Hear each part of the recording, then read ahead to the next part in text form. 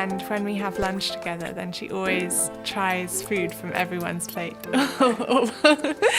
She said once, she looked really surprised and said, "That's completely normal for us. Do you not do that here?"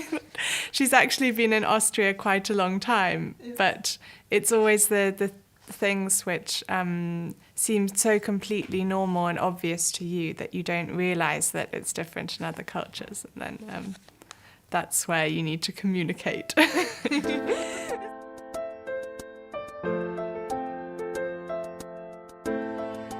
It was difficult integrating with Austrian student and the international student. It was slightly difficult.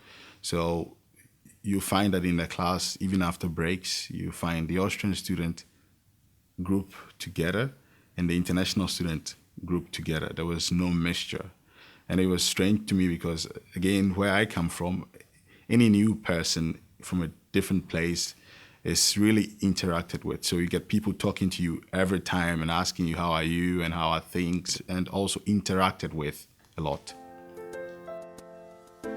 Mizinzi Solomon Enj Boyson, Wawumwo Salzpond Owo Ghana.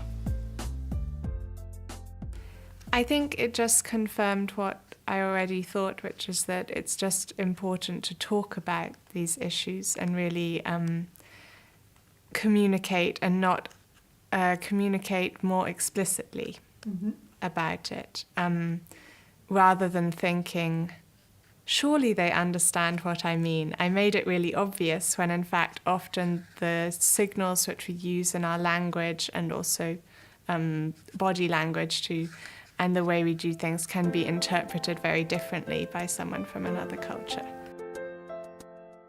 A real eye-opener was about the höflichkeit. And it turned out that one of my major errors was that when I come in the morning, I go straight to my office and I sit there and I never say hi. No guten Morgen or so.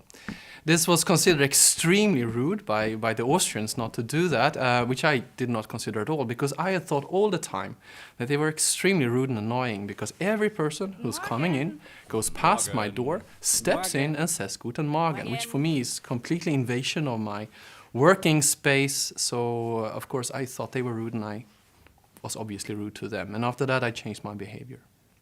Hej, jag heter Erik Reimholt. Jag kommer ursprungligen från Sverige, från Värmland, halvvägs upp mot norra Sverige. Jag har inte bott där på över 10 år och har nu arbetat i 5 länder sedan dess, och nu är jag här i Österrike. To be honest, I think we all fail on this, and this is just because there are blind spots. It's difficult to recognize your own culture. But to recognize the majority culture as just one culture among others, and that it should not always have precedence, that is difficult. And you have to keep it on an organizational level. You have to take the culture to where you come to. But in terms of communication, I think we should be more respectful, and that goes for everywhere. I think it's unbelievably important to go abroad, because you will experience and see your own life under a different perspective afterwards. So it's a reflection on other humans, will reflect back to you. So you will grow by this experience, which otherwise you will miss this opportunity. And I think this is really important. Mein Name ist Eva Sinner, ich komme aus Deutschland und bin seit 2010 an der BOKU und forsche am Department für NanoBiotechnology. Yeah, first of all, sooner or later you always might become a foreigner wherever you are. And I experienced a very funny situation when I was working at Riken in Tokyo, in Japan, when I was coming back from lunch break and I was going back to my office. And then I saw from another office there were some legs sticking out, lying on the floor actually. And I was running there for help. And I was really shocked, actually. And when I came there, someone lied on the floor, and I was kneeling next to him and tried to make the first aid help, which actually I learned pretty well. And then it turned out that it was more or less simply the lunch break, and people were relaxing. And so they were used to have a mat and having a short nap. And so actually my colleagues also were very shocked when I came in and making a lot of noise. And so I learned to admire these lunch breaks actually myself, and I'm really missing it at BOKU, and I think it should become a habit here. Where I come from, dogs are normally used for security, So I can say they are a little bit aggressive. And I was first shocked in my first few weeks to find dogs by students in the classrooms. And I had to avoid some places of the classroom because of this problem, because I was pretty scared that I might be bitten by the dog. The ability to ask people why the dogs are here and their aggressiveness, and knowing that they are less aggressive or they are not aggressive. So that helped in getting over this issue. It's also your culture is not static. You change it. You maybe never change your moral compass, but the way you interact with people changes a lot.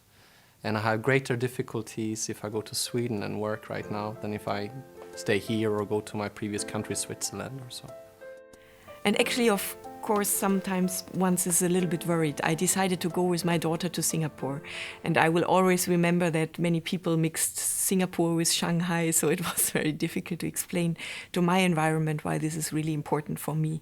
And for Lisa, actually, it became one of the nicest time in her life, and she went to a Chinese kindergarten, and this is an experience where I was told as a mother that you shouldn't be afraid, because everywhere on the world are families, children, and the way to interact with children is remembering me on the wording of Mrs. Clinton that it takes a village to raise a child, and I think it might take a world to raise a child. I think that awareness that we're not the center of the universe. The universe is pretty big. And listen to people first are the messages to take home. The rest comes by itself.